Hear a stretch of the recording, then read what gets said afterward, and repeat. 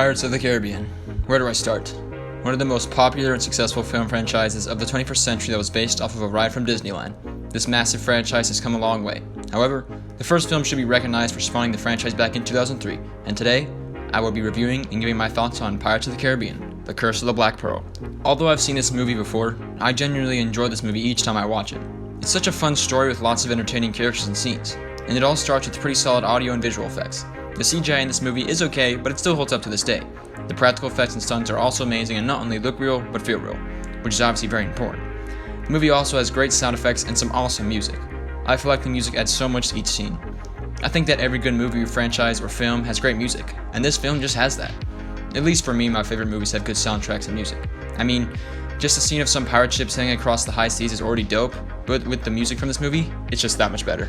It's a very well shot and edited movie as well, if I'm being honest. It has some of the best ship-to-ship combat and action scenes from a pirate movie I've ever seen. The cannon fire, gunfire, sword duels, rope swings, kicks, flips, and jumps are all dope and constantly entertaining.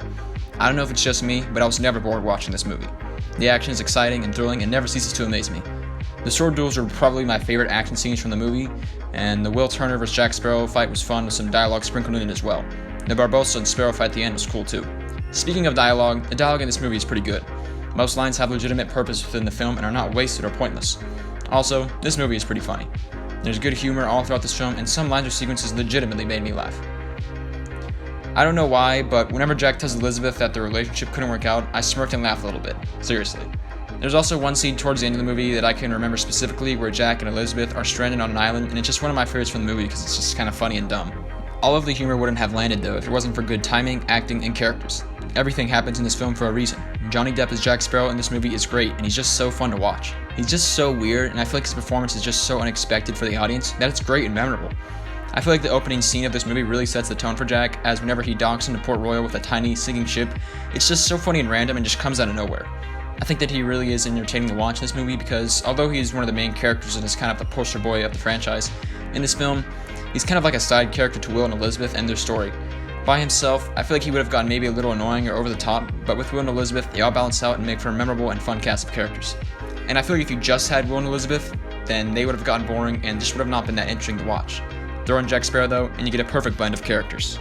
Will Turner is interesting and entertaining to watch, and so is Elizabeth in this aspect. I like how Elizabeth is fascinated by pirates and adventure over just being the typical governor's daughter or princess stereotype. I like how Will doesn't fit the typical knight in shining armor stereotype either. He's just a blacksmith. The side characters of Commodore Norrington, Governor Swan, Mr. Gibbs, and the other pirates and soldiers also fit in nicely in this film. They all play off of each other great and are unique with their own backstories. And I almost forgot to mention, but Captain Barbossa is also entertaining and fun to watch. He's kind of like the ultimate pirate captain in this film in my opinion.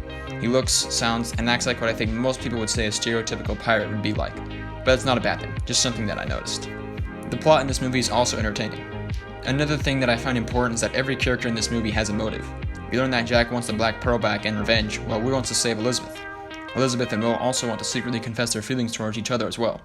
These motives and the plot are just really engaging and even personal. The villains have a reasonable and relatable motive themselves.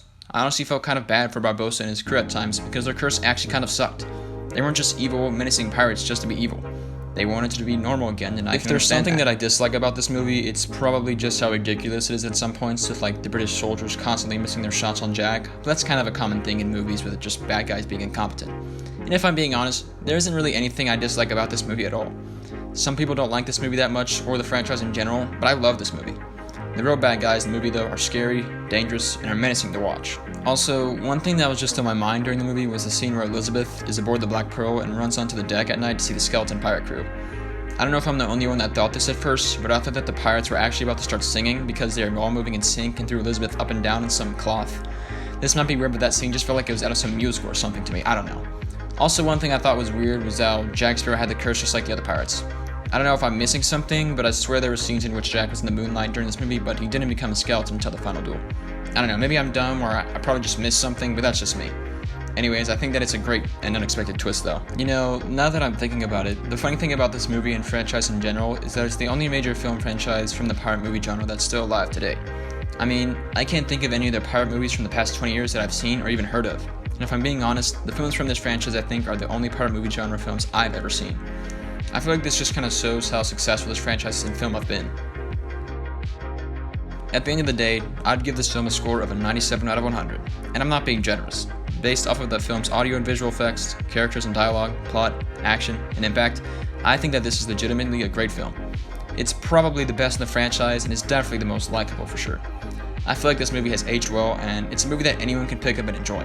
Also, for anyone wondering, I watched this movie on Disney+. Well, that's pretty much it for this review. Tell me what you thought of this movie in the comments, and have an amazing day. Thanks.